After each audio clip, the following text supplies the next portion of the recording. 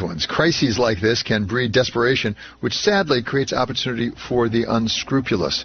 We welcome now Josh Shapiro. He's Attorney General for the state of Pennsylvania. So, Mr. Attorney General, thank you so much for joining us.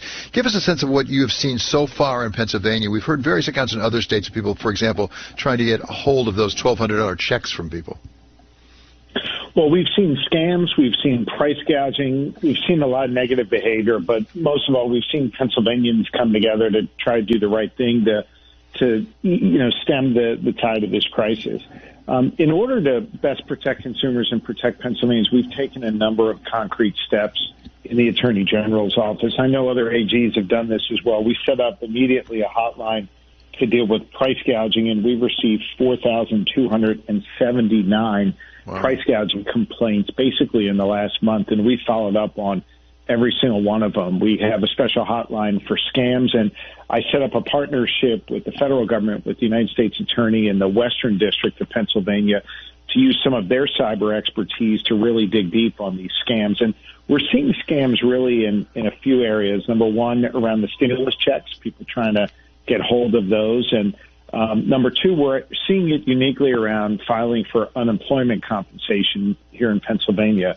We've lost a fifth of our workforce in just the last 3 weeks, and there's one place to go to file for unemployment on the state website, and instead people are setting up other links to take you to what seems to be a place to file for unemployment, and unfortunately they're scams. They're taking advantage of people when they're really, really struggling. So those are some of the bad things we've seen, but we've also seen a lot of good and partnered with the private sector to better protect consumers. So go back for just a moment, if you would.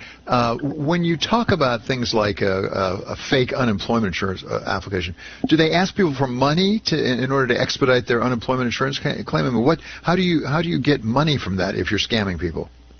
Great question. So really what's happening here is the scammers are trying to get to your personal information, a bank account, a credit card, something like that. And so if they're able to get your bank account information by suggesting that, hey, if you register with us, we'll get you your unemployment check more quickly, that has a way of, taking advantage of people when they're very desperate, and understandably so. And then, being able to get in their bank account and take money away from them there. Yeah, and when you talk about the over 4,000 complaints of potential price gouging here, in your experience, how many of them panned out? I mean, I assume sometimes people complain about price gouging when it's not price gouging. Yeah, absolutely. Look, price gouging has a specific legal definition of being, an unconscionably excessive price, which is 20% higher than what the cost was in the week leading up to the crisis. But here's the thing. I tell all Pennsylvanians, I don't want you to do math, and I don't want you to worry about being a lawyer. You'll kind of know it when you see it. And so we encourage people to reach out. And what my approach is, look, rather than getting into a protracted legal battle, if we can avoid that, let's avoid that and just help consumers. So we get on the phone right away with the merchants. And look, sometimes the merchants have a very good explanation, and that's the end of it. Most of the time when they are doing something wrong, they'll change their behavior because they know we're watching. And there have been some instances where they've been unwilling to change their behavior. And in fact, on 310 occasions, we've sent out cease and desist letters, basically a legal way of telling them to cut it out. And then they do. And so that's the process that we follow and the approach we take. And, we think it's working to protect the good people of Pennsylvania. Normally you have the full weight of the law that you can invoke. You can go into court, things like that. It must be difficult to go into court these days. Does that limit your law enforcement capability? It doesn't on this. Again, we have pretty good power when it comes to going after price gouging, and it's working. I mean, just getting to the phase of sending out a cease and desist letter is enough to get them to cut it out. Look, we have a few egregious examples where you've got a pharmacy, actually not too far from where I live, just outside Philadelphia, where a $2 or $3 mask was selling for $49.99, where a small package of toilet paper was selling for almost $50. But, these things are brought to our attention, and, we battle back against the merchant, and they cut it out.